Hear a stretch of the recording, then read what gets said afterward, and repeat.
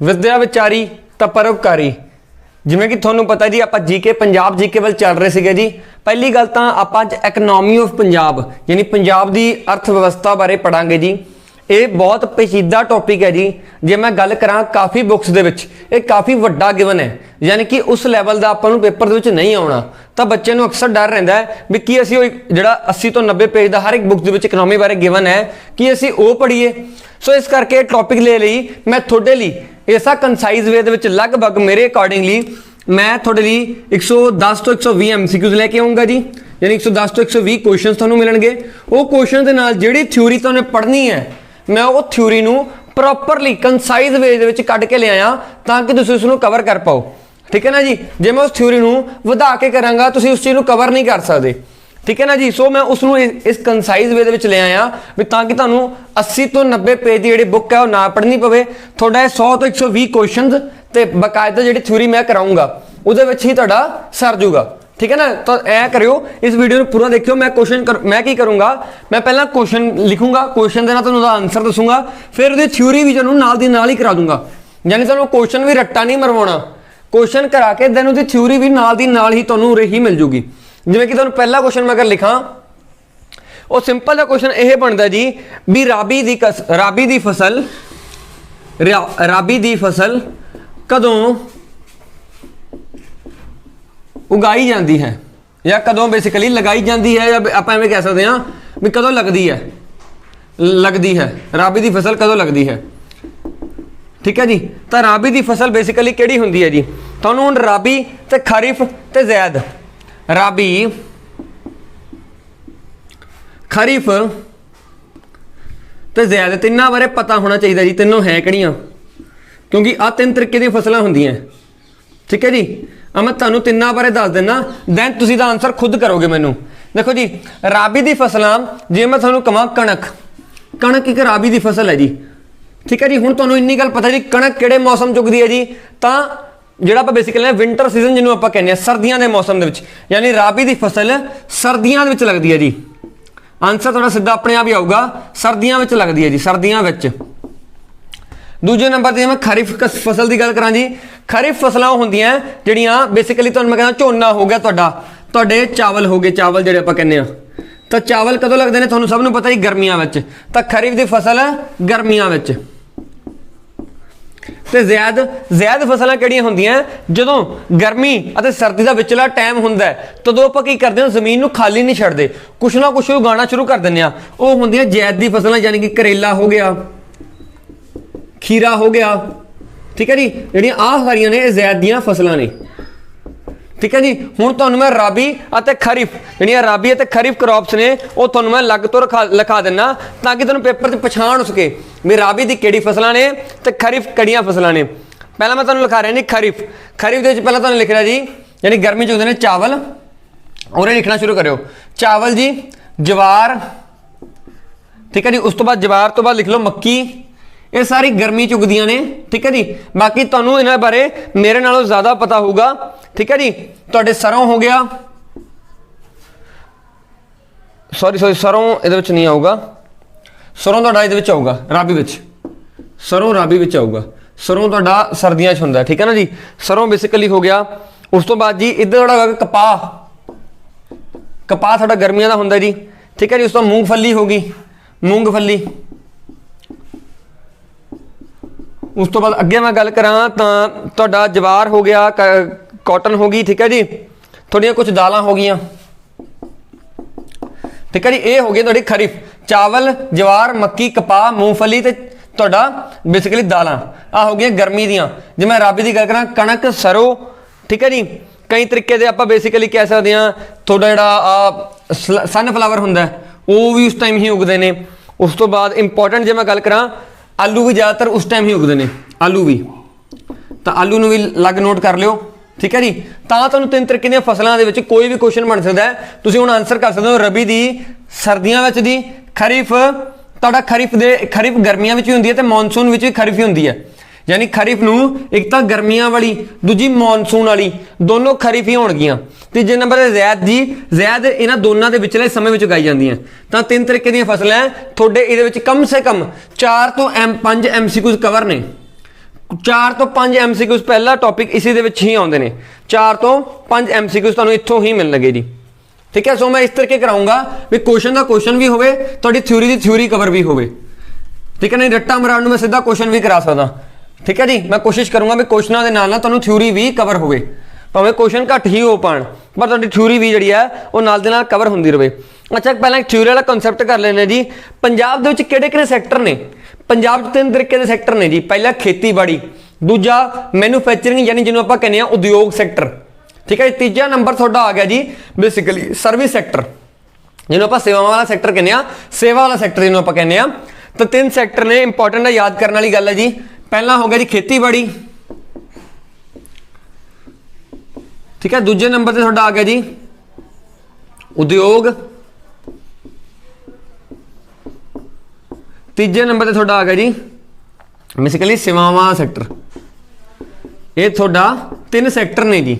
ਇਹ 3 ਸੈਕਟਰ ਨੇ ਤੇ ਇਹਨਾਂ ਵਿੱਚ ਕਿੰਨੇ ਲੋਕ ਐਮਪਲੋਇਡ ਨੇ, ਯਾਨੀ ਕਿੰਨੇ ਲੋਕ ਕਿਹੜਾ ਕੰਮ ਕਰਦੇ ਨੇ ਜੀ, ਤਾਂ ਆਪਾਂ ਦੇਖ ਲੈਂਦੇ ਜੀ। ਜੇ ਮੈਂ ਗੱਲ ਕਰਾਂ ਖੇਤੀਬਾੜੀ ਦੀ, ਲਗਭਗ ਜੇ ਆਪਾਂ ਖੇਤੀਬਾੜੀ ਦੇ ਵਿੱਚ ਮੋਟਾ ਹਿਸਾਬ ਲਾਈਏ ਤਾਂ ਲਗਭਗ 24.6% ਲੋਕ, ਯਾਨੀ 24.6% ਲੋਕ ਤੁਹਾਨੂੰ ਖੇਤੀਬਾੜੀ ਦੇ ਵਿੱਚ ਮਿਲਣਗੇ ਜੀ। ਉਸ ਤੋਂ ਬਾਅਦ ਜੀ ਉਦਯੋਗ ਦੀ ਗੱਲ ਕਰਾਂ ਤਾਂ 35.4% ਲੋਕ ਮਿਲਣਗੇ ਤੁਹਾਨੂੰ ਉਦਯੋਗ ਦੇ ਵਿੱਚ, ਤੇ 40% ਲੋਕ ਸੇਵਾਵਾਂ ਦੇ ਸੈਕਟਰ ਦੇ ਵਿੱਚ ਕੰਮ ਕਰਦੇ ਨੇ। ਠੀਕ ਹੈ, ਇਸ ਨੂੰ ਕਰੋ ਨੋਟ। ਯਾਨੀ ਇੱਥੇ ਤੁਹਾਡਾ ਇੱਕ ਕੁਐਸਚਨ ਹੋਰ ਬਣਦਾ, ਉਹ ਕੁਐਸਚਨ ਕਿਹੜਾ ਹੈ ਵੀ ਤੁਹਾਨੂੰ ਪੁੱਛਿਆ ਜਾ ਸਕਦਾ ਹੈ ਵੀ ਕਿਹੜੇ ਸੈਕਟਰ ਦੇ ਵਿੱਚ ਸਭ ਤੋਂ ਜ਼ਿਆਦਾ ਲੋਕੀ ਕੰਮ ਕਰਦੇ ਨੇ ਜੀ। ਕੁਐਸਚਨ ਬਣਦਾ ਹੈ ਵੀ ਕਿਹੜੇ ਸੈਕਟਰ ਦੇ ਵਿੱਚ ਸਭ ਤੋਂ ਜ਼ਿਆਦਾ ਲੋਕੀ ਕੰਮ ਕਰਦੇ ਨੇ। ਤੁਸੀਂ ਹੁਣ ਬੇਝਿਜਕ ਆਨਸਰ ਟਿਕ ਲਗਾ ਸਕਦੇ ਹੋ ਵੀ ਸੇਵਾਵਾਂ ਦਾ ਸੈਕਟਰ ਹੈ ਜੀ ਜਿੱਥੇ ਸਭ ਤੋਂ ਜ਼ਿਆਦਾ ਲੋਕੀ ਕੰਮ ਕਰਦੇ ਨੇ ਜੀ। ਸੇਵਾਵਾਂ ਦਾ ਸੈਕਟਰ ਹੈ ਜਿੱਥੇ ਸਭ ਤੋਂ ਜ਼ਿਆਦਾ ਲੋਕੀ ਕੰਮ ਕਰਦੇ ਨੇ। ਮੈਨੂੰ ਉਮੀਦ ਹੈ ਤੁਸੀਂ ਨੋਟ ਕਰ ਲਿਆ ਹੋਊਗਾ ਜੀ ਇਹਨੂੰ।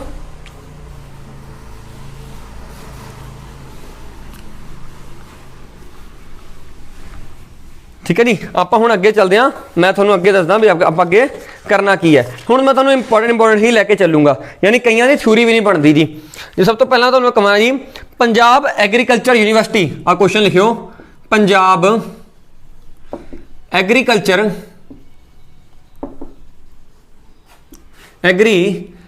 ਯੂਨੀਵਰਸਿਟੀ, ਜਿਹੜੀ ਤੁਹਾਡੀ ਪੰਜਾਬ ਐਗਰੀਕਲਚਰ ਯੂਨੀਵਰਸਿਟੀ ਹੈ, ਜਿਹੜੀ PAU ਦੇ ਨਾਮ ਨਾਲ ਜਾਣੀ ਜਾਂਦੀ ਹੈ ਜੀ, PAU ਦੇ ਨਾਮ ਨਾਲ, ਉਹ ਕਿੱਥੇ ਹੈਗੀ ਹੈ?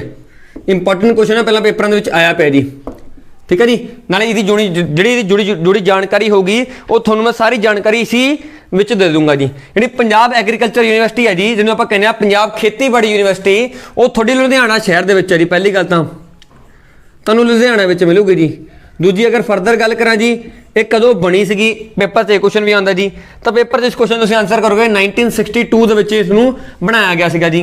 ਉਸ ਟਾਈਮ ਜਦੋਂ ਇਹ ਬਣੀ ਸੀਗੀ ਤਾਂ ਕੌਣ ਜਿਹੜਾ ਆਪਣਾ ਪੰਜਾਬ ਦਾ ਮੁੱਖ ਮੰਤਰੀ ਸੀਗਾ, ਜਦੋਂ ਇਹ ਬਣੀ ਸੀਗੀ ਤਾਂ ਪੰਜਾਬ ਦਾ ਮੁੱਖ ਮੰਤਰੀ ਕੌਣ ਸੀਗਾ ਜੀ? ਤਾਂ ਪੰਜਾਬ ਦਾ ਮੁੱਖ ਮੰਤਰੀ ਉਸ ਟਾਈਮ ਸੀਗਾ ਜੀ ਪ੍ਰਤਾਪ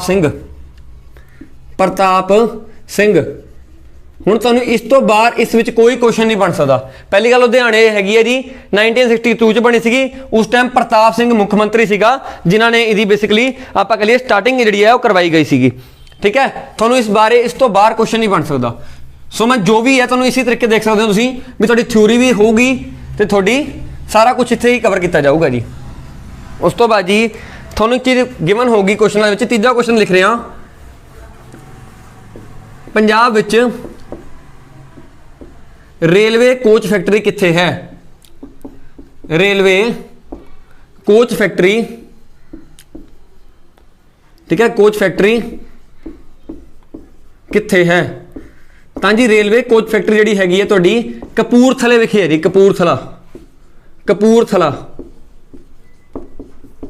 कपूरथले विखे तुहाडी रेलवे कोच फैक्ट्री तुहानूं मिलूगी जी। दूजी गल जी तुहानूं क्वेश्चन किह बनदा है भी ये किहड़े तरीके दी है जी? पब्लिक सैक्टर है, प्राइवेट सैक्टर है, कोऑपरेटिव सैक्टर है? तुसीं कहोगे जी पब्लिक सैक्टर है। पब्लिक सैक्टर का मतलब जी सरकारी है जी, पब्लिक सैक्टर है। ठीक है जी, तुहानूं दो क्वेश्चन बन सकते हैं, एक कपूरथले विखे है, दूजी सरकारी है जी। ठीक है जी, इंपॉर्टेंट नाल दे नाल नोट करी जाओ जी। जिन्ने क्वेश्चन ने तुहानूं पहला पेपरां विच आए पे ने भी, यानी एक क्वेश्चन है तुहाडे तीन MCQs कवर हो रहे हैं।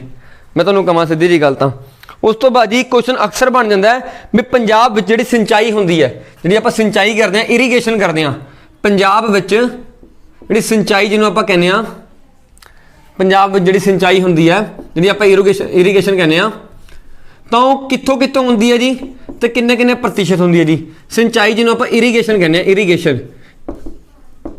ਹੁਣ ਇਹਦੇ ਵਿੱਚ ਤੁਹਾਨੂੰ ਕਮ ਸੇ ਕਮ ਮੈਂ ਲਾਵਾਂ ਤਾਂ ਬਹੁਤ ਸਾਰੇ ਕੁਐਸਚਨ ਬਣਦੇ ਨੇ ਇਰੀਗੇਸ਼ਨ ਦੇ ਵਿੱਚ। ਇਰੀਗੇਸ਼ਨ, ਠੀਕ ਹੈ। ਇਰੀਗੇਸ਼ਨ ਆਪਾਂ ਬੇਸਿਕਲੀ ਕਹਿੰਦੇ ਆ ਜੀ ਆ ਤੁਹਾਡੀ ਸਿੰਚਾਈ ਕਹਿੰਦੇ, ਜਿਹਨੂੰ ਆਪਾਂ ਪਾਣੀ ਨੂੰ ਸਿੰਚਦੇ ਆ ਨਾ, ਤਾਂ ਦੋ ਤਰੀਕਿਆਂ ਨਾਲ ਹੁੰਦੀ ਹੈ ਜੀ। ਇਹ ਕੁਐਸਚਨ ਹੈ ਸਿੱਧਾ, ਤਾਂ ਇਸ ਕੁਐਸਚਨ ਦਾ ਆਨਸਰ ਤੁਹਾਨੂੰ ਮਿਲੂਗਾ ਜੀ ਪੰਜਾਬ 'ਚ ਸਿੰਚਾਈ ਦੋ ਤਰੀਕੇ ਨਾਲ ਹੁੰਦੀ ਹੈ ਜੀ। ਪਹਿਲਾ ਟਿਊਬਵੈਲ ਨਾਲ, ਦੂਜਾ ਕਨਾਲ ਨਾਲ। ਕਨਾਲ ਬੇਸਿਕਲੀ ਕਿਹੜੀ ਹੁੰਦੀ ਹੈ ਜੀ? ਨਹਿਰ। ਪਹਿਲੀ ਟਿਊਬਵੈਲ, ਦੂਜਾ ਨਹਿਰ ਨਾਲ ਜੀ। ਤਾਂ ਕੁਐਸਚਨ ਇਹ ਵੀ ਬਣ ਸਕਦਾ ਵੀ ਸਭ ਤੋਂ ਜ਼ਿਆਦਾ ਕਿਹਦੇ ਨਾਲ ਹੁੰਦੀ ਹੈ ਜੀ? ਤਾਂ 71% ਟਿਊਬਵੈਲ ਨਾਲ ਹੁੰਦੀ ਹੈ ਜੀ, ਤੇ ਤੁਹਾਡੀ 29% ਨਹਿਰਾਂ ਨਾਲ ਜਾਂ ਕਨਾਲਾਂ ਨਾਲ ਹੁੰਦੀ ਹੈ। ਤਾਂ ਟਿਊਬਵੈਲ ਤੇ ਕਨਾਲ ਦੋ ਐਸੀ ਚੀਜ਼ਾਂ ਜਿਨ੍ਹਾਂ ਨਾਲ ਸਿੰਚਾਈ ਕੀਤੀ ਜਾਂਦੀ ਹੈ। ਤੀਜਾ ਕੁਐਸਚਨ ਇਹ ਬਣਦਾ ਜੀ ਪੰਜਾਬ ਦਾ ਕਿੰਨਾ ਏਰੀਆ, ਪੰਜਾਬ ਦਾ ਕਿੰਨਾ ਏਰੀਆ ਸਿੰਚਾਈ ਦੇ ਅੰਦਰ ਹੈ ਜੀ, ਯਾਨੀ ਇਰੀਗੇਸ਼ਨ ਦੇ ਅੰਦਰ ਹੈ। ਤਾਂ 100%, ਪੰਜਾਬ ਦਾ 100% ਏਰੀਆ ਸਿੰਚਾਈ ਦੇ ਅੰਦਰ ਹੈ। ਥੋੜਾ ਇੱਕ ਕੁਐਸਚਨ ਹੀ ਹੈ ਇੱਥੇ, 1 2 3 ਉਸ ਤੋਂ ਬਾਅਦ 4 5 6 ਕੁਐਸਚਨ ਬਣਦੇ ਨੇ ਇੱਥੇ, ਯਾਨੀ ਕਿ ਇਹ ਲਗਭਗ ਸਾਰੀਆਂ ਚੀਜ਼ਾਂ ਪੁੱਛੀਆਂ ਜਾਂਦੀਆਂ ਨੇ।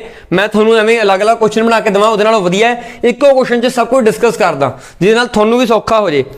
ਵੀ ਅਲੱਗ-ਅਲੱਗ ਦੱਸੂਗਾ, ਸਾਡਾ ਟਾਈਮ ਖਰਾਬ ਹੋਊਗਾ। ਤੁਸੀਂ ਇਹ ਵੀਡੀਓ ਦੇਖੋਗੇ, ਤੁਹਾਡਾ ਇਹ ਵੀਡੀਓ 'ਚ ਇੱਕ ਵੀ ਸੈਕਿੰਡ ਟਾਈਮ ਮੇਰੇ ਹਿਸਾਬ ਸਿਰ ਖਰਾਬ ਨਹੀਂ ਹੋਊਗਾ, ਕਿਉਂਕਿ ਪੇਪਰ ਹੁਣ ਨੇੜੇ ਹੈ। ਤਾਂ ਉਸ ਹਿਸਾਬ ਸਿਰ ਇਹ ਸਭ ਤੋਂ ਪੇਚੀਦਾ ਟੌਪਿਕਾਂ ਵਿੱਚੋਂ ਆਉਂਦਾ ਹੈ। ਬੱਚੇ ਸਭ ਤੋਂ ਜ਼ਿਆਦਾ ਡਰਦੇ ਨੇ ਕਿਉਂਕਿ ਬੁੱਕਸ ਦੇ ਵਿੱਚ 80 ਪੇਜ ਦੀ ਗਿਵਨ ਹੈ ਇਕਨੋਮੀ, ਉਨੀ ਤੁਹਾਨੂੰ ਨਹੀਂ ਆਉਣੀ, ਠੀਕ ਹੈ ਜੀ। ਇੱਕ ਕੁਐਸਚਨ ਬਣਦਾ ਜੀ ਹਿੰਦੁਸਤਾਨ ਦੀ ਯਾਨੀ ਇੰਡੀਆ ਦੀ ਬ੍ਰੈਡ ਬਾਸਕਟ ਕਿਹਨੂੰ ਕਿਹਾ ਜਾਂਦਾ ਹੈ? ਬ੍ਰੈਡ ਬਾਸਕਟ, ਸਿੱਧਾ ਐਵੇਂ ਕੁਐਸਚਨ ਆਉਂਦਾ ਹੈ। ਇੰਡੀਆ ਦੀ ਬ੍ਰੈਡ ਬਾਸਕਟ ਕਿਹਨੂੰ ਕਿਹਾ ਜਾਂਦਾ ਜੀ? ਤਾਂ ਪੰਜਾਬ ਨੂੰ।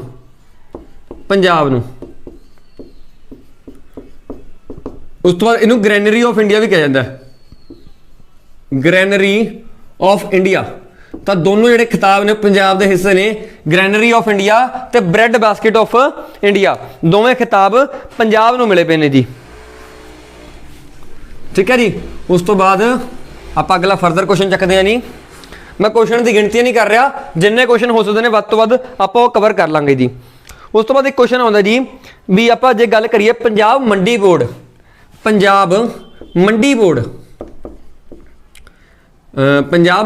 ਦੀ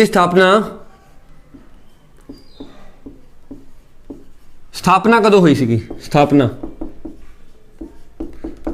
ਪੰਜਾਬ ਮੰਡੀ ਬੋਰਡ ਦੀ, ਇਹ ਕੁਐਸਚਨ ਪਹਿਲਾਂ ਬਹੁਤ ਵਾਰ ਰਿਪੀਟ ਹੋਇਆ ਪਿਆ, ਸੋ ਇਸ ਕੁਐਸਚਨ ਨੂੰ ਬੜਾ ਧਿਆਨ ਨਾਲ। 1961 ਜੀ, 1961 ਦੇ ਵਿੱਚ ਪੰਜਾਬ ਮੰਡੀ ਬੋਰਡ ਦੀ ਜਿਹੜੀ ਹੈ ਸਥਾਪਨਾ ਹੋਈ ਸੀਗੀ। ਧਿਆਨ ਨਾਲ ਨੋਟ ਕਰ ਲਿਓ ਜੀ ਇਸ ਕੁਐਸਚਨ ਨੂੰ।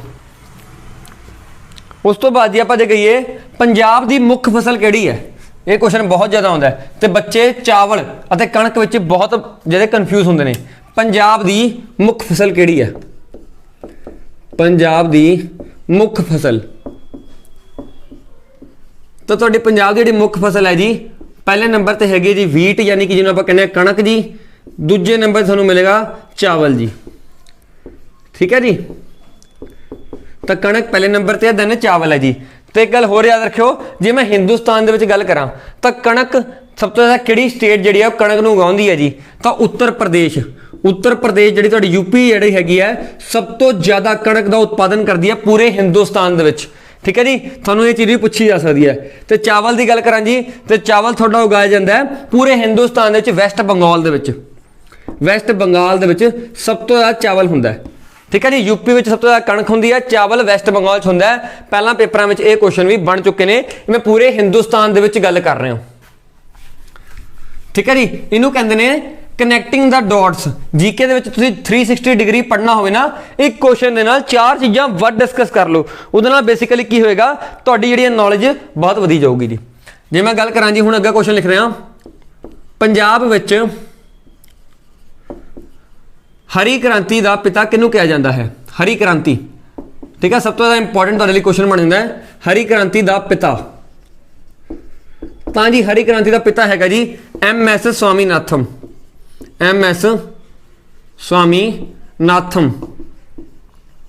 ਪੰਜਾਬ ਵਿੱਚ ਇਸ ਨੂੰ ਪਿਤਾ ਕਿਹਾ ਜਾਂਦਾ ਹਰੀ ਕ੍ਰਾਂਤੀ ਦਾ। ਹਰੀ ਕ੍ਰਾਂਤੀ ਕਿਸ ਕਿਸ ਫਸਲ ਲਈ ਆਈ ਸੀਗੀ ਜੀ? ਤਾਂ ਤੁਹਾਡੀ ਕਣਕ ਅਤੇ ਚਾਵਲਾਂ ਲਈ, ਕਣਕ ਅਤੇ ਚਾਵਲਾਂ ਲਈ ਮੁੱਖ ਆਪਾਂ ਕਹੀਏ। ਠੀਕ ਹੈ ਜੀ। ਉਸ ਤੋਂ ਬਾਅਦ ਜੀ ਹਰੀ ਕ੍ਰਾਂਤੀ ਜਿਹੜੀ ਆ ਪੰਜਾਬ ਵਿੱਚ ਕਦੋਂ ਆਈ ਜੀ? ਤਾਂ 1965 ਤੋਂ 67, ਯਾਨੀ ਕਿ ਤੁਹਾਨੂੰ ਪੇਪਰ ਦੇ ਵਿੱਚ 19 ਕਿਤੇ 66 ਵੀ ਮਿਲ ਸਕਦਾ ਹੈ, ਤੁਸੀਂ ਇਸ ਨੂੰ 66 ਤੋਂ 67 ਤੱਕ ਮੰਨ ਸਕਦੇ ਹੋ। ਮੈਂ ਤੁਹਾਨੂੰ ਇੱਕ ਮੋਟਾ ਐਸਟੀਮੇਟ ਦੇ ਰਿਹਾ, ਅਲੱਗ-ਅਲੱਗ ਬੁੱਕਾਂ ਤੁਹਾਨੂੰ ਅਲੱਗ-ਅਲੱਗ ਗਿਵਨ ਹੋਊਗਾ ਵੀ ਆਹੀ ਟਾਈਮ ਪੀਰੀਅਡ ਸੀਗਾ ਜਦੋਂ ਹਰੀ ਕ੍ਰਾਂਤੀ ਬੇਸਿਕਲੀ ਪੰਜਾਬ ਦੇ ਵਿੱਚ ਆਉਂਦੀ ਹੈ ਜੀ। ਤੇ ਇੱਥੇ ਤੁਹਾਡੇ ਲਈ ਕੁਐਸਚਨ ਬਣਦਾ ਹੈ ਵੀ ਹਰੀ ਕ੍ਰਾਂਤੀ ਦਾ ਪਿਤਾ ਪੂਰੇ ਦੁਨੀਆ ਦੇ ਵਿੱਚ, ਵਿਸ਼ਵ ਦੇ ਵਿੱਚ, ਪੂਰੀ ਦੁਨੀਆ ਵਿੱਚ ਹਰੀ ਕ੍ਰਾਂਤੀ ਦਾ ਪਿਤਾ ਕਿਹਨੂੰ ਕਿਹਾ ਜਾਂਦਾ ਹੈ? ਹਰੀ ਕ੍ਰਾਂਤੀ ਦਾ ਪਿਤਾ ਕੌਣ ਹੈ ਵਿਸ਼ਵ ਦੇ ਵਿੱਚ? ਠੀਕ ਹੈ ਜੀ, ਹਰੀ ਕ੍ਰਾਂਤੀ ਦਾ ਪਿਤਾ ਕੌਣ ਹੈ? ਇਹ ਚੀਜ਼ ਤੁਸੀਂ ਮੈਨੂੰ ਕਮੈਂਟ 'ਚ ਆਨਸਰ ਕਰੋਗੇ ਵੀ ਪੂਰੇ ਵਿਸ਼ਵ ਦੇ ਵਿੱਚ, ਪੂਰੇ ਵਰਲਡ ਦੇ ਵਿੱਚ ਹਰੀ ਕ੍ਰਾਂਤੀ ਦਾ ਪਿਤਾ ਕੌਣ ਹੈ। ਠੀਕ ਹੈ, ਕਮੈਂਟ ਕਰਕੇ ਮੈਨੂੰ ਆਨਸਰ ਦਿਓ, ਕਮੈਂਟ ਕਰੋ, ਬਿਕੋਜ਼ ਤੁਹਾਡੀ ਵੀ ਇੱਥੇ ਪਾਰਟਿਸਿਪੇਸ਼ਨ ਨਾਲ ਚਾਹੀਦੀ ਹੈ ਮੈਨੂੰ। ਜੇ ਮੈਂ ਤੁਹਾਨੂੰ 3 ਚੀਜ਼ਾਂ ਕਰਾ ਰਿਹਾ ਵੀ ਇੱਥੇ ਤੁਹਾਡੇ 1 2 3 ਤੇ 4 ਕੁਐਸਚਨ ਕਵਰ ਹੋਏ ਨੇ। ਇੱਥੇ ਇੱਕ ਕੁਐਸਚਨ ਨਹੀਂ 4 ਕੁਐਸਚਨ ਕਵਰ ਹੋਏ ਨੇ। ਠੀਕ ਹੈ, ਚਲੋ ਇੱਕ ਕੁਐਸਚਨ ਹੋਰ ਕਵਰ ਕਰ ਲੈਂਦੇ ਆਪਾਂ ਇੱਥੇ ਵੀ ਹਰੀ ਕ੍ਰਾਂਤੀ ਆਉਣ ਨਾਲ ਹੋਇਆ ਕੀ ਸੀਗਾ? ਤਾਂ ਜਿਹੜੀ ਤੁਹਾਡੀ ਉਤਪਾਦਕਤਾ ਹੈ ਨਾ, ਉਤਪਾਦਕਤਾ ਜਿਹਨੂੰ ਆਪਾਂ ਬੇਸਿਕਲੀ ਕਹਿੰਦੇ ਆ ਪ੍ਰੋਡਕਟਿਵਿਟੀ, ਉਹ ਵੱਧ ਗਈ ਸੀ। ਉਤਪਾਦਕਤਾ ਦੇ ਵਿੱਚ ਵਾਧਾ ਹੋਇਆ ਸੀ, ਵੱਧ ਗਈ ਸੀ। ਉਤਪਾਦਕਤਾ ਬੇਸਿਕਲੀ ਕੀ ਹੁੰਦੀ ਹੈ? ਜਿਵੇਂ ਮੈਂ ਸਪੋਜ਼ ਕਰਦਾ ਜੀ, ਮੈਂ ਪਹਿਲਾਂ 1 ਕਿੱਲੇ ਦੇ ਵਿੱਚ 10 ਕੁਇੰਟਲ ਜਿਹੜੇ ਹੈ ਚਾਵਲ ਉਗਾ ਪਾ ਰਿਹਾ ਸੀਗਾ, ਪਰ ਜਦੋਂ ਹਰੀ ਕ੍ਰਾਂਤੀ ਦੇ ਨਾਲ ਮੈਂ ਉਹੀ ਚਾਵਲਾਂ ਦੀਆਂ ਵਧੀਆ ਸੀਡਸ ਯਾਨੀ ਵਧੀਆ ਬੀਜ ਲਾਏ ਤਾਂ ਇੱਕ ਜਿਹੜੀ ਆਪਾਂ 1 ਕਿੱਲੇ ਦੇ ਵਿੱਚ 10 ਕਿਲੋ ਉਗਾ ਪਾ ਰਹੇ ਸੀਗੇ, ਉਹ ਆਪਾਂ 10 ਤੋਂ 50 ਕਿਲੋ ਉਗਾ ਪਾ ਰਹੇ ਹਾਂ ਹੁਣ। ਉਸੇ ਜਗ੍ਹਾ ਦੇ ਵਿੱਚ ਜਦੋਂ ਆਪਾਂ ਉਤਪਾਦਨ ਵਧਾ ਦਿੰਦੇ ਆ, ਯਾਨੀ ਜਦੋਂ ਪ੍ਰੋਡਕਸ਼ਨ ਵੱਧ ਜਾਂਦੀ ਹੈ, ਤੁਹਾਨੂੰ ਮੈਂ ਪੂਰਾ ਪ੍ਰੋਪਰ ਸਮਝਾਉਣਾ ਇਹ ਕੰਸੈਪਟ ਵੀ। ਠੀਕ ਹੈ ਜੀ, ਪ੍ਰੋਪਰ ਹੀ ਸਮਝ ਲਓ ਇਹਨੂੰ, ਬਿਕੋਜ਼ ਤੁਹਾਨੂੰ ਫਿਰ ਅੱਗੇ ਕੰਮ ਆਊਗਾ ਬਹੁਤ ਜ਼ਿਆਦਾ। ਹਰੀ ਕ੍ਰਾਂਤੀ ਨਾਲ ਕੀ ਹੋਇਆ ਜੀ? ਸਪੋਜ਼ ਕਰੋ ਮੇਰੇ ਕੋਲ 1 ਕਿੱਲਾ ਹੈ, ਮੇਰੇ ਕੋਲ 1 ਕਿੱਲਾ ਹੈ ਜੀ, मैंने 1 किले पहला चावल उगाता सीगा तो मैंने 1 किले 10 किलो उगते थे। समझ लो, मैनू पता, मैं तुम्हें एवं कह रहा सपोज करने कह रहा, मैं ये नहीं कह रहा भी इन्हू मनी लो, सिर्फ सपोज करने तो 1 किले 10 किलो उगते थे जी। की होया जी, मैंने हरी क्रांति आने तो बाद उसी किले 1 किले हरी क्रांति वाले वधिया बीज जिहड़े हुंदे ने, वध जिहड़े उत्पादकता वाले हुंदे ने, वो बीज लाते तो मेरा 1 किले हुण 40 किलो की प्रोडक्शन होने लग गई। ऐ समझ लो भी यानी मैनू 30 किलो का फायदा होने लग गया उसी किले तो उत्पादकता जी वध गई, प्रोडक्टिविटी वध गई, उत्पादन भी वधिया, उत्पादकता भी वधी। उत्पादन ठीक है जी, ये अलग वर्ड है। ठीक है जी, उत्पादकता ये अड वर्ड है। दोनों की फर्क है जी, एक हो गया प्रोडक्शन, एक हो गया प्रोडक्टिविटी, एक हो गया प्रोडक्शन, एक हो गया प्रोडक्टिविटी। प्रोडक्टिविटी की हुंदा है जी, यानी कि जिहड़ा भी यानी कि हुण पहला 10 किलो सी, हुण 40 किलो है तो 30 किलो की प्रोडक्टिविटी होर ज़्यादा हैगी सीगी। यानी थोड़ा पोटेंशियल भी थोड़ा पावर कितनी है थोड़े च। बेसिकली मैं कहां एक बंदा जो 10 घंटे पढ़ सकता है, जो 4 घंटे पढ़ता है तो मेरा पता की कहता है असल चो की कहता है भी मेरा दिन प्रोडक्टिव नहीं गया। प्रोडक्टिव दिन का मतलब की होंदा है भी आप जिन्ना काम कर सकते हैं आप उन्ना काम करिए। इसी तरीके उत्पादन ते उत्पादकता दोवां विच फर्क होंदा है जी। ठीक है जी, मैं करन नूं तुहानूं इस नूं रट्टा मरवा सकदा, पर मेरा वही काम होंदा जी, कंसैप्ट समझ आऊगा तो पेपर च बहुत ज़्यादा हैल्प मिलूगी जी। उस तो बाद जी एक क्वेश्चन बहुत ज़्यादा इंपॉर्टेंट बन जाता है तुहाडे लई भी पंजाब विच किहड़ी जिहड़ी है इंडस्ट्री है, किहड़ी इंडस्ट्री नूं सनराइज इंडस्ट्री कहा जांदा जी। पंजाब विच किहड़ी इंडस्ट्री नूं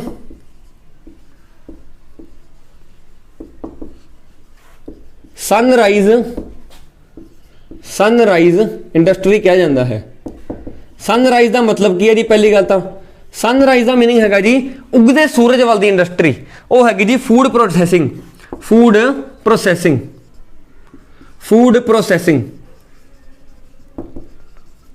प्रोसैसिंग नूं सनराइज इंडस्ट्री के नाम नाल जाना जाता है जी। ठीक है जी, हुण थोड़ा आप इंडस्ट्री बारे भी जान लेंगे, थोड़ा एग्रीकल्चर बारे आप जरूर जाने हैं। वैसे मैं कोशिश करांगा 2 वीडियोज़ दे विच तुहानूं ये कराऊंगा, 2 या 3 वीडियोज़ इकोनॉमी। ठीक है जी, इस तो बाद एक क्वेश्चन ये बन जाता जी, सब तो वड्डी ट्रैक्टर पार्ट की मार्केट पंजाब विच सब तो वड्डी ट्रैक्टर ट्रैक्टर पार्ट्स ਜਿਹੜੇ ਆਉਂਦੇ ਨੇ ट्रैक्टर ਦੇ पार्ट्स ਉਹਦੀ ਮਾਰਕੀਟ ਕਿੱਥੇ ਸਭ ਤੋਂ ਵੱਡੀ ਤਾਂ ਉਹਦੀ ਮਾਰਕੀਟ ਤੁਹਾਨੂੰ ਮਿਲ ਗਈ ਲੁਧਿਆਣਾ ਜੀ ਠੀਕ ਹੈ ਜੀ ਤੇ ਲੁਧਿਆਣੇ ਹੀ ਤੁਹਾਨੂੰ ਸਭ ਤੋਂ ਵੱਡੀ ਸਾਈਕਲ ਮੈਨੂਫੈਕਚਰਿੰਗ ਦੀ ਫੈਕਟਰੀ ਮਿਲੂਗੀ ਸਾਈਕਲ ਜੇ ਸਭ ਤੋਂ ਜ਼ਿਆਦਾ ਸਾਈਕਲਾਂ ਬਣਦੀਆਂ ਹੀਰੋ ਦੀ ਫੈਕਟਰੀ ਵੀ ਤੁਹਾਨੂੰ ਜਿਹੜੀ ਹੈ ਸਾਈਕਲ ਹੀਰੋ ਫੈਕਟਰ ਸਾਈਕਲ ਦੀ ਫੈਕਟਰੀ ਵੀ ਲੁਧਿਆਣੇ ਹੀ ਮਿਲੂਗੀ ਤਾਂ ਇਹ ਦੋਨੋਂ ਮੇਨ ਚੀਜ਼ਾਂ ਤੁਹਾਨੂੰ ਲੁਧਿਆਣੇ ਹੀ ਮਿਲਣ ਲੱਗੀਆਂ ਜੀ ਇੰਪੋਰਟੈਂਟ ਨੇ ਨੋਟ ਕਰ ਲਓ ਜੀ ਦੈਨ ਮੈਂ ਅੱਗੇ ਚੱਲਦਾ electricity of Punjab electricity of Punjab ਕਿਹਨੂੰ ਕਿਹਾ ਜਾਂਦਾ ਜੀ ਇੰਪੋਰਟੈਂਟ ਕੁਐਸਚਨ ਹੈ ਤੇ ਲੋਕੀ ਇਸ ਨੂੰ ਮੋਹਾਲੀ ਆਨਸਰ ਕਰ ਦਿੰਦੇ ਨੇ ਅਕਸਰ ਪਰ ਮੋਹਾਲੀ ਆਨਸਰ ਨਹੀਂ ਹੋਗਾ ਜੀ ਵੀ electricity of Punjab electricity of Punjab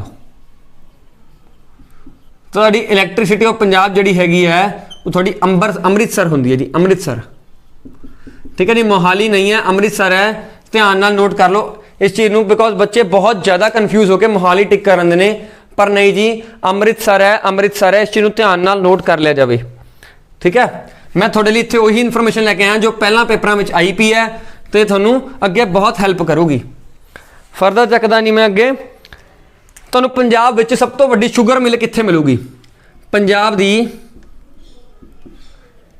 ਦੀ ਸਭ ਤੋਂ ਵੱਡੀ ਸ਼ੂਗਰ ਮਿਲ ਵੱਡੀ ਸ਼ੂਗਰ ਮਿਲ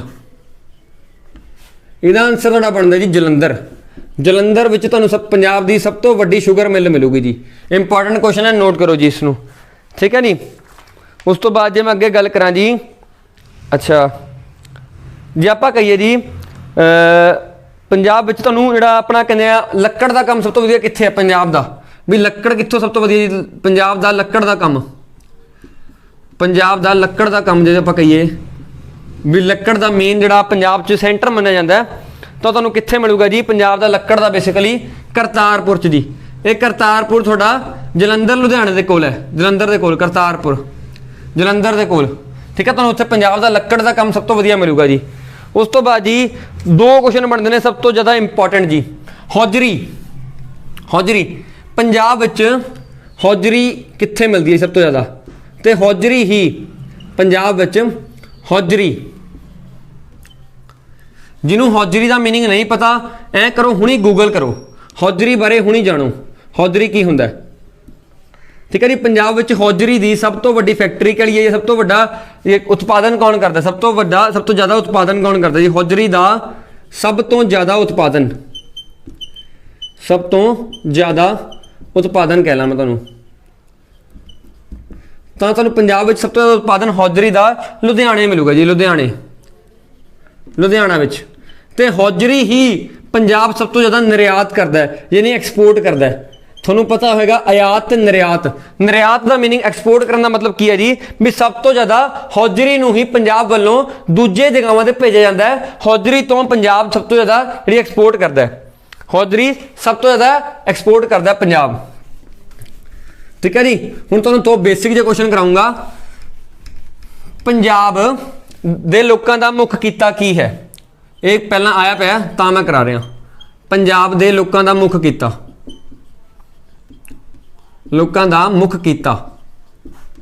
ਜੇ ਮੁੱਖ ਕਿੱਤੇ ਦੀ ਗੱਲ ਕਰਾਂ ਤਾਂ ਪੰਜਾਬ ਦੇ ਲੋਕਾਂ ਦਾ ਮੁੱਖ ਕਿੱਤਾ ਤੁਹਾਨੂੰ ਹੈਗਾ ਜੀ ਖੇਤੀਬਾੜੀ ਪੰਜਾਬ ਦੇ ਲੋਕਾਂ ਦਾ ਮੁੱਖ ਕਿੱਤਾ ਹੈ ਜੀ ठीक है जी तो पंजाब नूं सब तो ज़्यादा टैक्स या रेवन्यू कित्थों मिलता है पंजाब दा सब तो ज़्यादा टैक्स जे आप रेवन्यू भी कह सकते हैं कित्थों आउंदा जी किस सैक्टर तो आउंदा सब तो ज़्यादा टैक्स किस सैक्टर तो आउंदा किस सैक्टर तो ਤੁਹਾਡਾ ਹੈਗਾ ਜੀ ਉਹ ਹੈਗਾ ਉਦਯੋਗ ਜਿਹਨੂੰ ਆਪਾਂ ਕਹਿੰਦੇ ਆ ਬਿਜ਼ਨਸ ਵਪਾਰ ਉਦਯੋਗ ਜੀ ਕੁਝ ਵੀ ਕਹਿ ਸਕਦੇ ਹੋ ਵਪਾਰ ਕਹਿ ਸਕਦੇ ਹੋ ਬਿਜ਼ਨਸ ਕਹਿ ਸਕਦੇ ਹੋ ਉਦਯੋਗ ਕਹਿ ਸਕਦੇ ਹੋ ਸਭ ਤੋਂ ਜ਼ਿਆਦਾ ਜਿਹੜਾ ਤੁਹਾਡਾ ਟੈਕਸ ਬੇਸਿਕਲੀ ਰੈਵਨਿਊ ਆਪਾਂ ਕਹਿ ਲਈਏ ਤਾਂ ਉੱਥੋਂ ਆਉਂਦਾ ਜੀ ਠੀਕ ਹੈ ਜੀ ਤਾਂ ਇਹ ਗੱਲਾਂ ਦੋ ਨੋਟ ਕਰਨ ਵਾਲੀਆਂ ਨੇ ਛੋਟੀਆਂ ਜੀ ਨੇ ਪਰ ਇੰਪੋਰਟੈਂਟ ਨੇ ਪਹਿਲਾਂ ਪੇਪਰਾਂ ਵਿੱਚ ਪੁੱਛੀਆਂ ਜਾ ਚੁੱਕੀਆਂ ਨੇ ਠੀਕ ਹੈ ਜੀ ਉਸ ਤੋਂ ਬਾਅਦ ਜੀ ਪੰਜਾਬ ਵਿੱਚ ਕਿਹੜੇ ਜ਼ਿਲ੍ਹੇ ਵਿੱਚ ਸਭ ਤੋਂ ਜ਼ਿਆਦਾ ਬੈਂਕ ਨੇ ਤੇ ਕਿਹੜੇ ਜ਼ਿਲ੍ਹੇ ਵਿੱਚ ਸਭ ਤੋਂ ਘੱਟ ਬੈਂਕ ਨੇ ਇੰਪੋਰਟੈਂਟ ਕੁਐਸਚਨ ਹੈ ਜੀ ਪੰਜਾਬ ਵਿੱਚ ਦੋ ਕੁਐਸਚਨ ਕਵਰ ਹੁੰਦੇ ਨੇ ਇੱਥੇ ਆਪਣੇ ਪੰਜਾਬ ਵਿੱਚ ਸਭ ਤੋਂ ਜ਼ਿਆਦਾ ਬੈਂਕ ਕਿਹੜੇ ਜ਼ਿਲ੍ਹੇ ਵਿੱਚ ਨੇ ਜੀ? ਜ਼ਿਲ੍ਹੇ ਵਿੱਚ ਕਿਹੜੇ ਡਿਸਟ੍ਰਿਕਟ ਜਾਂ ਜ਼ਿਲ੍ਹੇ ਆਪਾਂ ਕਹਿ ਸਕਦੇ ਹਾਂ? ਠੀਕ ਹੈ ਜੀ। ਤੇ ਸਭ ਤੋਂ ਘੱਟ ਕਿੱਥੇ ਨੇ? ਤੁਹਾਨੂੰ ਮੈਂ ਦੋਨੋਂ ਲਿਖਾ ਦੇਣਾ, ਘੱਟ ਤੇ ਜ਼ਿਆਦਾ ਜੀ। ਪਹਿਲਾਂ ਜ਼ਿਆਦਾ ਦੀ ਗੱਲ ਕਰਾਂਗੇ ਤਾਂ ਲੁਧਿਆਣੇ ਵਿੱਚ, ਤਾਂ ਲੁਧਿਆਣੇ ਵਿੱਚ ਤੁਹਾਨੂੰ ਸਭ ਤੋਂ ਜ਼ਿਆਦਾ ਬੈਂਕ ਮਿਲਣਗੇ ਜੀ। ਲੁਧਿਆਣੇ ਸ਼ਹਿਰ ਵਿੱਚ ਸਭ ਤੋਂ ਜ਼ਿਆਦਾ ਬੈਂਕ ਨੇ ਜੀ। ਤੇ ਬਰਨਾਲੇ ਵਿੱਚ, ਬਰਨਾਲਾ ਸ਼ਹਿਰ ਵਿੱਚ ਸਭ ਤੋਂ ਘੱਟ ਬੈਂਕ ਨੇ। ਠੀਕ ਹੈ ਜੀ। ਲੁਧਿਆਣੇ ਵਿੱਚ ਸਭ ਤੋਂ ਜ਼ਿਆਦਾ ਬੈਂਕ ਤੇ ਬਰਨਾਲੇ ਵਿੱਚ ਸਭ ਤੋਂ ਘੱਟ ਬੈਂਕ ਤੁਹਾਨੂੰ ਮਿਲਣਗੇ ਜੀ। ਇੰਪੋਰਟੈਂਟ ਕੁਐਸਚਨ ਹੈ। ਠੀਕ ਹੈ ਜੀ। ਇਹ ਕੁਐਸਚਨ ਮੈਂ ਬਹੁਤ ਮਿਹਨਤ ਨਾਲ ਕੱਢ ਕੇ ਲਿਆ, ਤੁਸੀਂ ਖੁਦ ਪੜੋਗੇ, ਤੁਹਾਨੂੰ ਇਹ ਬਹੁਤ ਜ਼ਿਆਦਾ ਮਿਹਨਤ ਕਰਨੀ ਪਊਗੀ ਤਾਂ ਤੁਹਾਨੂੰ ਮਿਲਣਗੇ। ਸੋ ਬਹੁਤ ਰਿਫਾਈਨ ਕਰਕੇ ਚੀਜ਼ ਲੈ ਕੇ ਆਇਆ। ਪਲੀਜ਼ ਕੋਸ਼ਿਸ਼ ਕਰੋ ਇਸ ਨੂੰ ਉਹਨਾਂ ਲੋਕਾਂ ਤੱਕ ਜ਼ਰੂਰ ਪਹੁੰਚਾਓ ਜਿਹੜੇ ਲੋਕੀ ਕਿਤੇ ਫੀਸਾਂ ਨਹੀਂ ਭਰ ਸਕਦੇ ਜੀ। ਉਹਨਾਂ ਲੋਕਾਂ ਤੱਕ ਜ਼ਰੂਰ ਪਹੁੰਚਾਓ ਇਹਨਾਂ ਨੂੰ। ਠੀਕ ਹੈ ਜੀ। ਪੰਜਾਬ ਵਿੱਚ ਸਭ ਤੋਂ ਵੱਡਾ ਨੈਸ਼ਨਲ ਹਾਈਵੇ ਕਿਹੜਾ ਹੈ? ਪੰਜਾਬ ਵਿੱਚ, ਪੰਜਾਬ ਵਿੱਚ ਸਭ ਤੋਂ ਵੱਡਾ ਨੈਸ਼ਨਲ ਹਾਈਵੇ। ਦੇਖੋ ਨੈਸ਼ਨਲ ਹਾਈਵੇ ਕੀ ਹੁੰਦਾ ਜੀ? ਤੁਹਾਨੂੰ ਮੈਂ ਚੀਜ਼ ਪੜ੍ਹਾਈ ਸੀਗੀ ਵੀ ਭਾਰਤ ਵਿੱਚ ਨੈਸ਼ਨਲ ਹਾਈਵੇ ਹੁੰਦੇ ਨੇ। ਠੀਕ ਹੈ ਜੀ। ਕੋਈ ਨਾ ਕੋਈ ਨੈਸ਼ਨਲ ਹਾਈਵੇ ਐਸਾ ਵੀ ਹੋਊਗਾ ਜਿਹੜਾ ਪੰਜਾਬ ਚੋਂ ਨਿਕਲਦੇ ਹੋਣਗੇ। ਲਗਭਗ 24 ਐਸੇ ਨੈਸ਼ਨਲ ਹਾਈਵੇ ਨੇ ਜੋ ਪੰਜਾਬ ਚੋਂ ਨਿਕਲਦੇ ਨੇ। ਜਿਹੜੇ 24 ਪੰਜਾਬ ਚੋਂ ਨਿਕਲਦੇ ਨੇ ਉਹਨਾਂ ਵਿੱਚੋਂ ਸਭ ਤੋਂ ਵੱਡਾ ਕਿਹੜਾ ਹੈ ਜੀ? ਪਰ ਤੁਹਾਨੂੰ ਇੱਕ ਗੱਲ ਹਮੇਸ਼ਾ ਯਾਦ ਰੱਖਣੀ ਹੈ, ਪਹਿਲਾਂ ਆਪਾਂ ਇੱਕ ਚੀਜ਼ ਕਵਰ ਕੀਤੀ ਸੀਗੀ ਵੀ ਪੂਰੇ ਭਾਰਤ ਦੇ ਵਿੱਚ ਕਿਹੜਾ ਨੈਸ਼ਨਲ ਹਾਈਵੇ ਸਭ ਤੋਂ ਵੱਡਾ ਹੈ। ਤਾਂ ਭਾਰਤ ਵਿੱਚ ਤੁਹਾਡਾ ਹੈਗਾ ਜੀ ਨੈਸ਼ਨਲ ਹਾਈਵੇ 44 ਜੀ। ਇਹ ਭਾਰਤ ਦੀ ਗੱਲ ਕਰ ਰਿਹਾ। ਤੇ ਪੰਜਾਬ ਵਿੱਚ ਜੀ, ਪੰਜਾਬ ਵਿੱਚ ਤੁਹਾਡਾ ਹੈਗਾ ਨੈਸ਼ਨਲ ਹਾਈਵੇ 54। ਇਹ ਪੰਜਾਬ ਵਿੱਚ ਸਭ ਤੋਂ ਵੱਡਾ ਹੈ ਜੀ। ਠੀਕ ਹੈ। ਸਭ ਤੋਂ ਛੋਟਾ ਕਿਹੜਾ? ਇਹ ਵੀ ਲਿਖ ਲਓ ਚਲੋ। ਸਭ ਤੋਂ ਛੋਟਾ ਤੁਹਾਡਾ ਹੈਗਾ ਜੀ NH ਯਾਨੀ ਨੈਸ਼ਨਲ ਹਾਈਵੇ 152। ਸਭ ਤੋਂ ਛੋਟਾ ਹੈ। ਨੈਸ਼ਨਲ ਹਾਈਵੇ ਕਿਹੜੇ ਹੁੰਦੇ ਨੇ? ਜਿਹੜੇ ਭਾਰਤ ਸਰਕਾਰ ਯਾਨੀ ਪੂਰੇ ਨੇਸ਼ਨ ਦੇ ਵਿੱਚ ਜਿਹੜੇ ਹੈਗੇ ਨੇ ਉਹਨਾਂ ਨੂੰ ਨੈਸ਼ਨਲ ਹਾਈਵੇ ਕਿਹਾ ਜਾਂਦਾ ਹੈ। ਪੰਜਾਬ ਵਿੱਚ ਸਭ ਤੋਂ ਵੱਡਾ ਨੈਸ਼ਨਲ ਹਾਈਵੇ, ਠੀਕ ਹੈ ਜੀ, 54 ਤੇ ਸਭ ਤੋਂ ਛੋਟਾ 152 ਜੀ। ਤਾਂ ਦੋਨੋਂ ਚੀਜ਼ਾਂ ਧਿਆਨ ਰੱਖਿਓ। ਭਾਰਤ ਵਿੱਚ ਨੈਸ਼ਨਲ ਹਾਈਵੇ 44 ਸਭ ਤੋਂ ਵੱਡਾ ਹੈ। ਠੀਕ ਹੈ। ਇਹ ਚੀਜ਼ਾਂ ਨੂੰ ਨੋਟ ਕਰਦੇ ਜਾਇਓ ਵੀ ਤੁਹਾਨੂੰ ਮੈਂ ਪ੍ਰੋਪਰ ਕਵਰ ਕਰਾ ਰਿਹਾ ਵੀ A to Z। ਇਹ ਤੁਹਾਨੂੰ ਪ੍ਰੋਪਰ ਇਨਫੋਰਮੇਸ਼ਨ ਜਿਹੜੀ ਹੈ ਇੱਥੇ ਹੀ ਮਿਲ ਜਾਣੀ ਹੈ ਵੀ ਲਗਭਗ ਤੁਹਾਡੇ ਮੇਰੇ ਹਿਸਾਬ ਨਾਲ ਇੱਥੇ ਹੁਣ ਤੱਕ ਮੈਨੂੰ ਲੱਗਦਾ ਮੈਂ 50 ਕੁਐਸਚਨਾਂ ਦੇ ਆਸ-ਪਾਸ ਕਵਰ ਕਰਾ ਚੁੱਕਾ। ਵੀ ਇੱਕ ਕੁਐਸਚਨ ਦੇ ਵਿੱਚ ਮੈਂ 4 ਕੁਐਸਚਨ ਲਿਖਦਾ ਨਾ, ਉਹ ਦਿਖਦੇ ਨਹੀਂ ਪਰ ਅਸਲ 'ਚ ਉਹ ਵੀ ਕੁਐਸਚਨ ਨੇ। ਠੀਕ ਹੈ ਨਾ ਜੀ। ਨਹੀਂ ਤਾਂ ਮੈਂ ਤੁਹਾਡੇ ਲਈ ਵੀ ਕੀ ਕਰ ਸਕਦਾ, ਹਰ ਕੁਐਸਚਨ ਨੂੰ ਲਿਖਾਂ, ਉਹਦਾ ਆਨਸਰ ਲਿਖਾਂ, ਉਹਦੇ ਤੁਹਾਡਾ ਟਾਈਮ ਵੇਸਟ ਹੋਊਗਾ। ਮੈਂ ਚਾਹੁੰਦਾ ਵੀ ਤੁਹਾਨੂੰ 1 ਮਿੰਟ ਦੇ ਵਿੱਚ ਕਮ ਸੇ ਕਮ 2 ਤੋਂ 3 ਕੁਐਸਚਨ ਮਿਲਣ। ਠੀਕ ਹੈ ਜੀ। ਉਸ ਤੋਂ ਬਾਅਦ ਆਪਾਂ ਆਉਂਦੇ ਹਾਂ ਜੀ ਪੰਜਾਬ ਵਿੱਚ ਜਿਹੜਾ ਸਪੋਰਟਸ ਇਕਵਿਪਮੈਂਟ ਹੈ, ਜਿਹੜਾ ਸਪੋਰਟਸ ਦਾ ਸਮਾਨ ਹੈ, ਪੰਜਾਬ ਵਿੱਚ ਸਪੋਰਟਸ ਦਾ ਸਮਾਨ ਸਭ ਤੋਂ ਜ਼ਿਆਦਾ ਕਿੱਥੇ ਮਿਲਦਾ ਜੀ? ਵੀ ਸਭ ਤੋਂ ਵੱਡੀ ਮਾਰਕੀਟ ਕਿੱਥੇ ਹੈ ਪੰਜਾਬ ਵਿੱਚ ਸਪੋਰਟਸ ਸਮਾਨ ਦੀ? ਸਪੋਰਟਸ ਦੇ ਸਮਾਨ ਦੀ ਜੀ ਦੀ ਮਾਰਕੀਟ ਕਿਹੜੀ ਕਿੱਥੇ ਹੈ ਜੀ? ਤੁਹਾਨੂੰ ਸਪੋਰਟਸ ਸਮਾਨ ਦੀ ਮਾਰਕੀਟ ਤੁਹਾਨੂੰ ਜਿਹੜੀ ਹੈ ਪੰਜਾਬ ਵਿੱਚ ਜਲੰਧਰ ਵਿਖੇ ਮਿਲੇਗੀ ਜੀ। ਜਲੰਧਰ ਵਿਖੇ, ਜਲੰਧਰ ਵਿੱਚ ਸਭ ਤੋਂ ਜ਼ਿਆਦਾ ਵੱਡੀ ਸਪੋਰਟਸ ਮਾਰਕੀਟ ਤੁਹਾਨੂੰ ਮਿਲੂਗੀ ਜਿੱਥੇ ਤੁਹਾਨੂੰ ਸਪੋਰਟਸ ਦਾ ਸਮਾਨ ਈਜ਼ੀਲੀ ਅਵੇਲੇਬਲ ਹੈਗਾ ਜੀ। ਠੀਕ ਹੈ ਜੀ। ਪੰਜਾਬ ਦਾ ਲਾਰਜੈਸਟ ਮਿਲਕ ਪਲਾਂਟ ਕਿੱਥੇ ਹੈ? ਪੰਜਾਬ ਦਾ ਲਾਰਜੈਸਟ ਮਿਲਕ ਪਲਾਂਟ ਕਿੱਥੇ ਹੈ? ਠੀਕ ਹੈ ਜੀ। ਤਾਂ ਪੰਜਾਬ ਦਾ ਲਾਰਜੈਸਟ ਮਿਲਕ ਪਲਾਂਟ ਤੁਹਾਨੂੰ ਮਿਲੂਗਾ ਜੀ ਮੋਗੇ ਵਿੱਚ। ਮੋਗੇ ਵਿੱਚ, ਮੋਗਾ ਦੇ ਵਿੱਚ ਮਿਲੂਗਾ। ਇਹ ਨੈਸਲੇ ਦਾ ਮਿਲਕ ਪਲਾਂਟ ਹੈ ਜੀ, ਨੈਸਲੇ ਦਾ। ਠੀਕ ਹੈ ਜੀ। ਸਭ ਤੋਂ ਵੱਡਾ ਮਿਲਕ ਪਲਾਂਟ ਹੈ ਜੀ, ਨੈਸਲੇ ਦਾ ਮਿਲਕ ਪਲਾਂਟ ਹੈ, ਤੁਹਾਨੂੰ ਮੋਗੇ ਵਿੱਚ ਮਿਲੂਗਾ ਜੀ। ਉਸ ਤੋਂ ਬਾਅਦ ਜੀ ਜੇ ਆਪਾਂ ਗੱਲ ਕਰੀਏ ਇੱਕ ਕੁਐਸਚਨ ਹੋਰ ਚੱਕ ਲੈਂਦੇ ਹਾਂ ਵੀ ਨਾ ਇੱਥੇ ਤਾਂ ਤੁਹਾਡਾ ਨਾ ਇੱਕ ਉਹ ਆਇਆ ਸੀਗਾ ਬੇਸਿਕਲੀ ਜਿਹੜਾ ਤੁਹਾਨੂੰ ਮੈਂ ਇੱਕ ਚੀਜ਼ ਕਰਾਈ ਸੀ ਨਾ ਵੀ ਗ੍ਰੀਨ ਰੈਵੋਲੂਸ਼ਨ ਬਾਰੇ ਤੁਹਾਨੂੰ ਮੈਂ ਚਲੋ ਕਰਾਇਆ ਸੀਗਾ। ਉਹ 1966 ਹੀ, ਥੋੜਾ ਜਿਹਾ ਧਿਆਨ ਨਾਲ ਉਹਨੂੰ ਆਨਸਰ ਕਰਿਓ। ਉਹ ਚੀਜ਼ ਇੰਪੋਰਟੈਂਟ ਹੈ। ਪਹਿਲਾਂ ਪੇਪਰਾਂ ਦੇ ਵਿੱਚ ਉਹ ਚੀਜ਼ ਨੂੰ ਬਹੁਤ ਧਿਆਨ ਨਾਲ ਪੁੱਛਿਆ ਗਿਆ। ਠੀਕ ਹੈ ਨਾ ਜੀ। ਉਸ ਨੂੰ ਬਹੁਤ ਧਿਆਨ ਨਾਲ ਪੁੱਛਿਆ ਗਿਆ। ਉਹ ਚੀਜ਼ ਨੂੰ ਤੁਸੀਂ ਧਿਆਨ ਨਾਲ ਯਾਦ ਕਰ ਲਿਓ। ਅੱਛਾ ਜੀ। ਆਹ ਕੁਐਸਚਨ ਬੜਾ ਵਧੀਆ ਆਇਆ ਹੈ। ਪੰਜਾਬ ਵਿੱਚ ਮਿਲਕ ਪ੍ਰੋਡਕਸ਼ਨ, ਪੰਜਾਬ ਵਿੱਚ ਮਿਲਕ ਪ੍ਰੋਡਕਸ਼ਨ ਲਈ ਸਭ ਤੋਂ ਜ਼ਿਆਦਾ ਕੌਣ ਵੀ ਸਭ ਤੋਂ ਜ਼ਿਆਦਾ ਕਿਹੜਾ ਜਾਨਵਰ ਜਿਹੜਾ ਪੰਜਾਬ 'ਚ ਮਿਲਕ ਪ੍ਰੋਡਕਸ਼ਨ ਕਰਦਾ ਹੈ? ਮਿਲਕ ਪ੍ਰੋਡਕਸ਼ਨ ਕਰਦਾ ਪੰਜਾਬ ਵਿੱਚ ਜਿਹੜਾ ਕਿਹੜਾ ਜਾਨਵਰ ਹੈ? ਉਹ ਜਾਨਵਰ ਦਾ ਨਾਮ ਪੁੱਛ ਰਹੇ ਨੇ ਇੱਥੇ। ਤਾਂ ਜਾਨਵਰ ਤੁਹਾਨੂੰ ਪਤਾ ਹੀ ਹੈ ਜੀ, ਮੱਝਾਂ। ਮੱਝਾਂ ਰਾਹੀਂ ਸਭ ਤੋਂ ਜ਼ਿਆਦਾ ਮਿਲਕ ਪ੍ਰੋਡਕਸ਼ਨ ਜਿਹੜੀ ਹੈ ਪੰਜਾਬ ਵਿੱਚ ਕੀਤੀ ਜਾਂਦੀ ਹੈ ਜੀ। ਹੁਣ ਤੁਸੀਂ ਕੀ ਕਰਨਾ ਜੀ?